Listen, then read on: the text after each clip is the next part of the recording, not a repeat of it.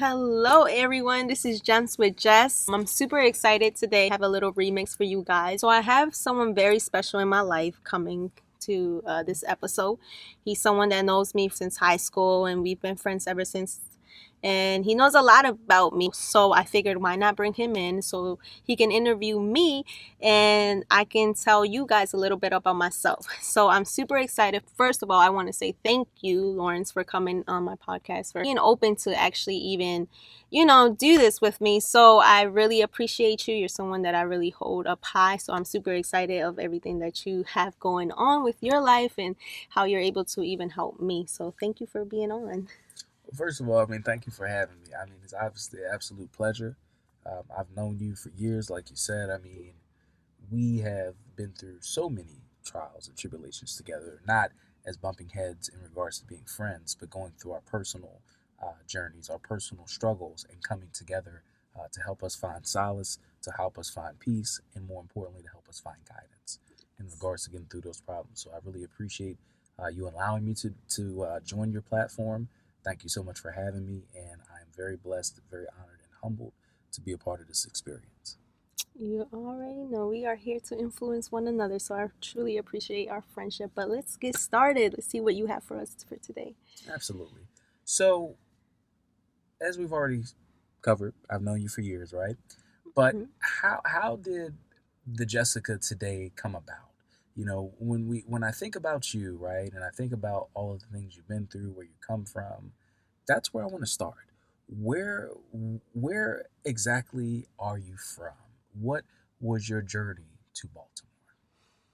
So, a lot of people don't know this. A lot of people think that I was born here in Baltimore, but I wasn't. I was actually born in New Jersey, New Brunswick, and moved out here in an early age, maybe around 6 or 7. So you can mostly say I'm, from Baltimore in a way. But how did we get here was because my mom was going through a lot of violence with my father. So she just one day took the courage to move to Baltimore. She had one friend here. So she just moved here, and that's how it all started. We moved out here, we made our life here, and we've been here ever since. I mean, we still go to New Jersey and visit my family over there, but over here all I have is my sister and my mom.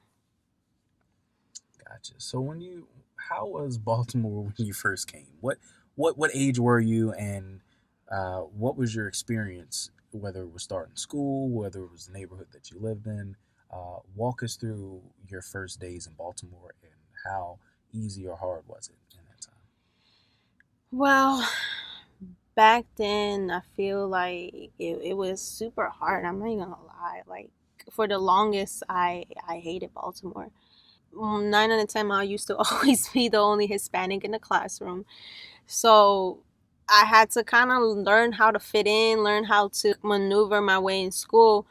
But it was hard because it was different cultures. It was everything was new to me. I wasn't used to Baltimore. Like, even though basically I was raised here, but it was so new to me growing up. And honestly, I hated school because of it, because I used to get bullied. I didn't have the clothes they had. So it was a whole nother environment for me. And I remember I used to even try to skip school and hold trees and not go and stuff like that. Wait, whole trees? Like, what do you mean? Like, Yeah, so you can even ask Susie, my sister, but she used to call my mom because I used to be like, yeah, I'm following you, and she's like, come on, Jess, we're walking, like we're going to school, because my mom used to work, so my sister, we used to walk to school.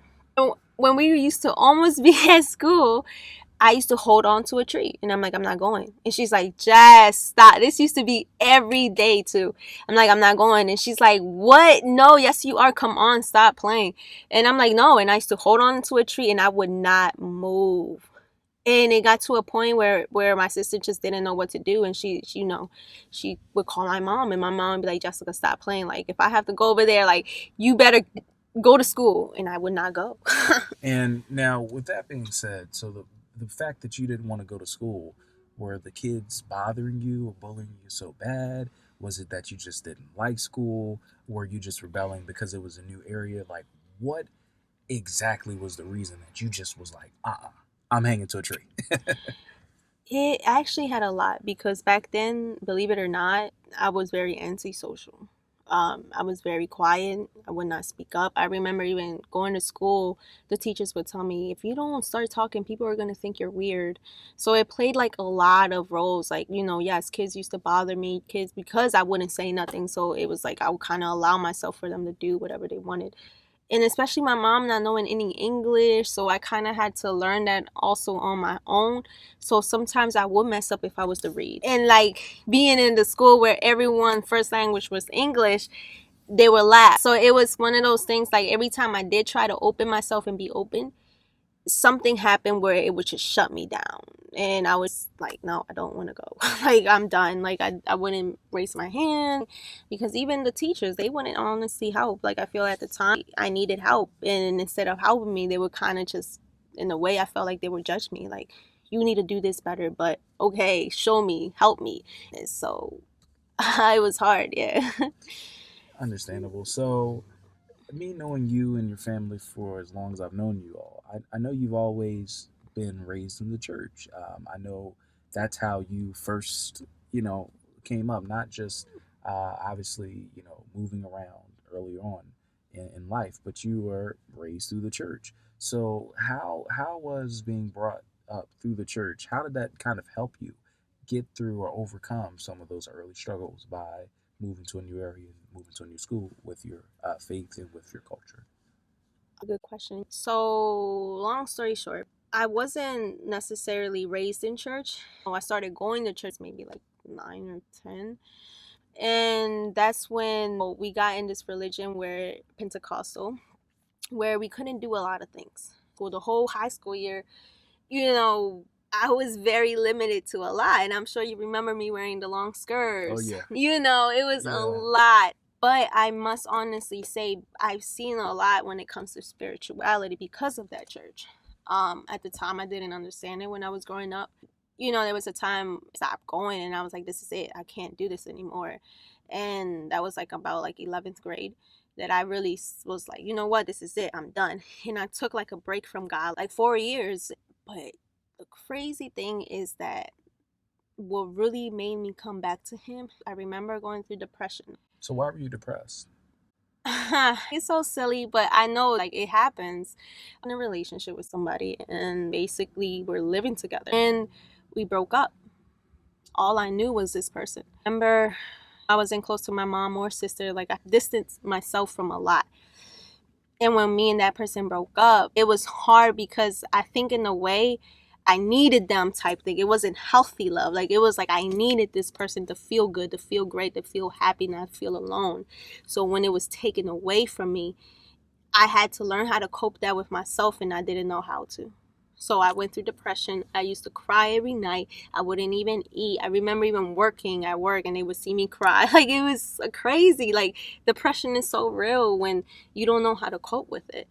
And what helped me out of depression was God. He is real. He helped me out because I did everything. And this is being so real to you guys. I smoked, I drank, I went out. I did so many things to try to cope with this depression that it did not work. I remember this like it was yesterday. My last resort was God. And I remember being in my room and I prayed. And I'm like, you know what? I seen you do miracles in other people. I seen you do this for other people. But I never really seen it in my life. If you're real, you're going to help me out of depression. And long story short, we are here now. And then I slowly but surely, things started getting better without me even noticing. I started feeling good about myself. I started being happy. And I started looking for him a little bit more as well because he became my peace. And I'm actually thankful for the church because it helped me with my faith. I feel like you don't really get to know who God is because he's so big, but you get to know who he is in your life. So when did you tap into that? I don't want to say inner dark side, but when did you tap into that? Let me try this side. Let me do this side. Let me do that side. Let me hang with this person's side. Like, when did that kind of come about, and how was it when you started to live outside of the way the church wanted you to live or wanted you to act and behave? I was a teenager at the time and I wanted to have fun. Like, all I knew was go to school, to church, and home. And after a while, especially when it was getting closer to graduate, I couldn't cope with that. I was like, I can't do this.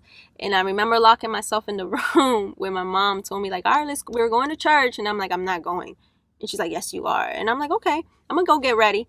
And I locked the door and did not come out. And that's where it all started. I wanted to experience what it is to be out there and have fun and do all the things that everyone else was doing that I wasn't.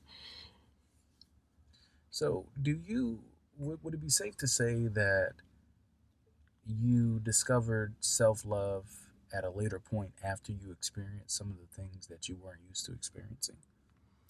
Yeah, self love actually has been recently, like maybe a year or two. I started that journey. And that's actually where JemsWJess came from because back then I didn't know what that was.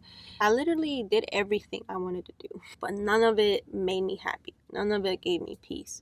It's like a whole period, 4 or 5 years, that I was like, okay, I'm doing my own thing. And I kind of pushed God, like, yeah, no, we're not doing this. I kind of pushed him away, and I started doing my own thing. But once I started growing up and actually paying attention to life, because life started hitting me during those years, I'm not gonna lie, it dragged me, picked me back up, dropped me. And because of the choices I've made, it was kind of like I have no one else to blame but myself. So when I came back to God, it was just like, wow, this is peace, this is what I need. So that's when everything changed for me. So, how important was it for you to finally discover a balance between, having fun and enjoying yourself, and also, spending that time with family, and I guess you could say doing things what's defined as the right way. So balance is definitely key. And I recently learned that as well. Like a lot of things that I've learned, I recently learned because I did not want to accept it. I wanted to do it my own way. I felt like, okay, I can do this, I can handle this. But no, with some things you really do need to watch out for. So that being said, family time is super important. I did not know that, because in the end of the day, no one has you but family. At the end of the day, the ones that are going to be there for you when it gets hard is family, because that's blood. And when I mean family, I'm not talking about like your cousins, your aunts. I'm talking about your inner family, that being your mom, your sister, whatever. But their inner family, it's like they're the ones that are going to be there for you. So you have to show them, like, I am here for you, because the same way they're there for you, sometimes you need to be there for them. So you have to be ready for that. Also, don't get me wrong, have your fun time, whatever that is for you. I had to learn how to enjoy myself, have family time, and also enhance whatever that is that I want for my life, because you can easily give too much effort in one thing and then you're still in the same place. You have to learn how to give your time to be able to really like enhance your life where you want to go. Wow, that was that was very put in a great way. Well said. So, when you talk about family, right? How influential, how inspirational has your mother met, and what does your relationship with her, where it started, where it was, and where it is now, what does that mean to you? Wow, relationship with Mama Dukes. That's that's my heart. I'm not even gonna lie. Like, and it took a long time for us to get here. And we're still. And I'm not saying I'm perfect, because I'm still learning how to handle her, I guess. But that being said, we had good bond. When I was growing up, that's all I knew. That was my hero. That was my mom. But when she started getting into marriage and stuff, it was kind of like, I don't know, things went left. And then I started doing my own thing, and I kind of just like pushed her away. There was times where I didn't talk to her at all. There was times where she used to call me, I used to look at her decline. Like, I did not have a good relationship with her. But this is kind of like giving credit to what I just said about family will be there when things get tough. When things got tough for me, the person that was there for me was my mom. And seeing that just opened my eyes, and I was just like, wow. The person that I used to really just like forget about was the one that was really there. So that opened my eyes. And also knowing that my father isn't in my life. So it's kind of like, all I have is my mom. So I have to take care of her. And honestly, you'll get your best advice from a mother. And I learned that too. Like she would give me some advices when I was younger, and I used to be like, no, that don't even sound right. Like, no, that you don't know what you're talking about. And then later it would come true. And I'm just like, what? Like, and I would come to her and I'm like, hey, what you told me actually came true. And she's like, I told you, I tried to warn you, I tried to tell you. And seeing that, it was like, okay, cool. Now I understand. So I think it's super important for us as a child's place to really help our moms, especially now. Like the tables have turned. We're older now. We're no longer in the place where they're supposed to take care of us. Now it's time for us to take care of them. So I think it's super important for us to really help them out in any way we can. So with that being said, and how important it is to always hold your loved ones close. I know for a lot of people, some people are fortunate enough to have their mothers. Some are fortunate enough to have grandmothers, aunts, uncles, whomever who played a very instrumental part in their life and their upbringing. But with that being said, and I want to kind of transition a bit to the steps you have taken in regards to bettering your life and also trying to better other lives. What was your first business venture once you graduated high school? Once you got the partying out of your system, right? The fun out of your system. What was your first business venture, and how did that open your mind, open your eyes to the real world? It was network marketing. That really opened up everything for me. Remember, I used to pray because at that time I was already having a connection with God. Like, I would pray and ask God for things. And I remember asking God, like, God, this can't be it. I used to work 2 jobs. I used to, you know what I mean, work in the morning, work at night. Like, I had no time. Yeah, the money was good, but what happens when you're tired? You don't even have time to spend it, or it's just whatever. But I remember being introduced to marketing, and it changed me completely. Being surrounded by people that actually want the best for you, being surrounded by an environment that wants to see you win, but in the better way than 9 to 5. I'm not dodging it at all because I think you need to go through those ventures to get to develop those skills. But long term, I think business is the way to go. So I started traveling as well. That's how I started traveling actually with network marketing. And I started going places, and I loved it. I loved the fact that it pushed me to get out my comfort zone. So honestly, I give all credit to network marketing because with network marketing, you have to talk with people. And I used to be a little shy, I'm not gonna lie. I used to be very shy to talk to people. I feel like they developed me in that business savvy mode where now I'm able to do a lot more than I thought I could.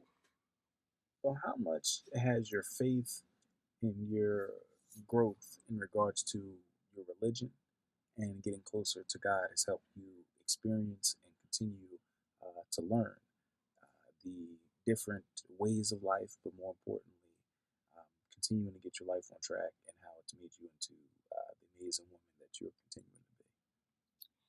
I think faith is actually one of my biggest tools. And a lot of people may think I stay in La La Land. I'll have conversations with people and they're just looking at me like, yeah, yeah, okay, I get you. But I can tell they really don't because how I tell them, like, just have faith. Because faith, even in the Bible, it says with faith you can move a mountain. If you tell that mountain to move. But the question is, do you believe it? Do you really think you're able to do that? So you have to have faith on yourself, but also in God. Because if you don't have faith, you don't believe. And if you don't believe, you're not going to do it. Some people do it without faith, don't get me wrong though. But I've noticed in my own experience that when I didn't have God, it was rough. And a lot of things happened that I just didn't know how to cope with it. And that's why I went through depression. But now that our foundation is with God, I'm not saying it gets easier because I think that's the misconception that people have, that they think because once you follow God, things get easier or you're not supposed to go through struggles. No, I actually think it's one of the times you actually go through more fire than anything because you're constantly being tested. God is constantly seeing, okay, you're asking for this. Now let me test you if you're really about it. So that being said, I think like faith plays a huge part in whatever it is that you're doing. Believing in yourself, believing that you're able to do it, believing that the man upstairs is actually listening to you. Believe. That's the key right there. Believe. Because if you can believe, you'll have faith to do whatever you want. When you first envisioned, when you first envisioned and captured where you were, where you're going, where you will be in the future, what came to mind? Because when we talk about dreams, they seem so far fetched, right? They seem so impossible to reach. But yet, I see you each and every day living your dream. You're literally living your life the way that you want to, but also the way that you need to. So, talk about your dreams, your expectations for yourself, and more importantly, what is still to come for you. Just learning who you are in a way. Like, once I really knew who I was, and I'd stopped doubting myself. I used to doubt myself a lot, and I used to walk in fear. But this is why also having great individuals around you, that when you feel like you're about to fall, you can go to that person, and whatever you say will land on good soil. Because I feel like a lot of people tell people their business or what they're going through, and it lands on something that makes it worse.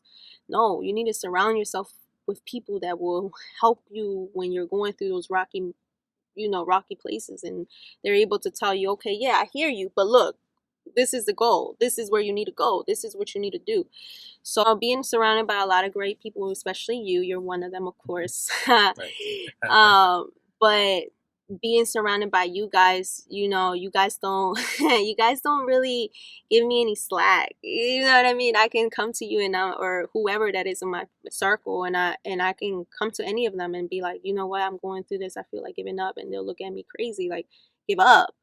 Oh no, like, you have to keep going, like, this is what you signed up for, so go get it. So that being said, it's like, everyone I'm surrounded with pushes me to my limit. And that also, like, my mom, from an early age, she used to always push me to my limit when it came to school. So I use that now, and even still now, when I tell her about the things I want to do, and I'm like, sometimes, I'm honest with her, and I'm like, I feel like I can't do it. Like, this is something new to me. I've never been in this territory or whatnot. And she always tells me, like, Jess, you can do whatever you put your mind to, so do it. So how has the study of mental health, the observation of the society that we not only grew up in, but that we continue to live in, and raise our children and go through it with our families, how has that inspired you to create a platform such as this to inspire and uplift other individuals who may have similar experiences to you or can benefit from just getting the uplifting and encouraging words and ideas that you can offer. It's exactly why I started JemsWJess, because I feel like a lot of people are going through a lot of depressions, mental health, and suicide and things like that.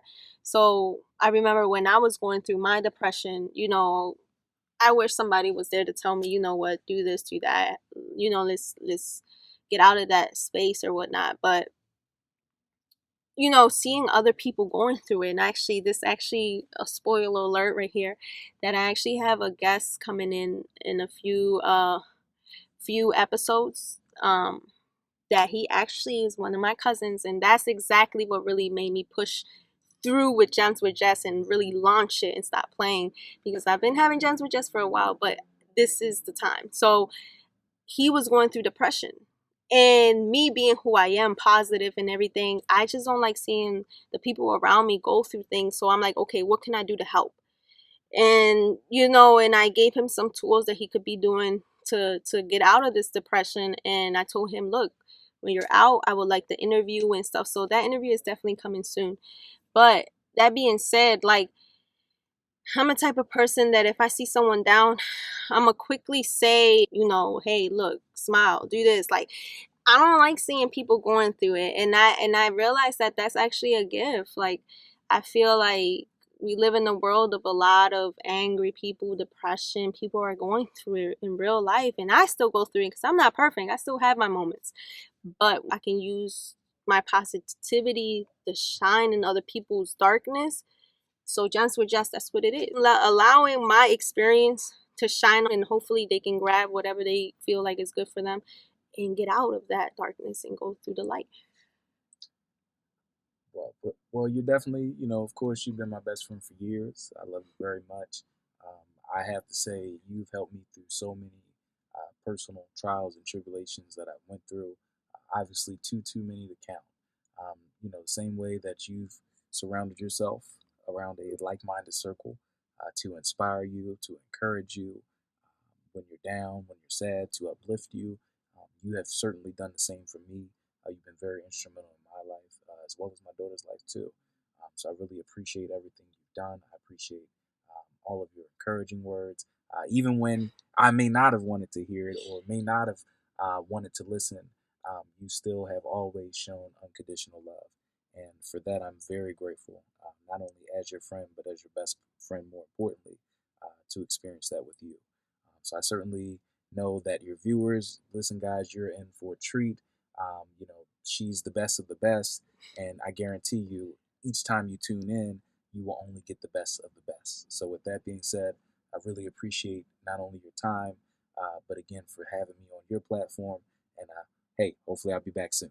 Yes, yes, yes. So thank you so much. You don't know how much I appreciate you actually taking the time from your, the day and stuff, and being able to show the viewers exactly my side. So I definitely appreciate you and everything that you're doing in your life. And you already know we're here to influence other people, and definitely stay tuned because there are a lot of things that I have cooking for you guys. So definitely stay tuned. I'm so thankful, and I hope whoever listens to this is able to be impacted and know me as a person. But I can't wait to get in tune with you guys and know more about you. So that being said, this is JemsWJess. Thank you for tuning in, and until the next episode.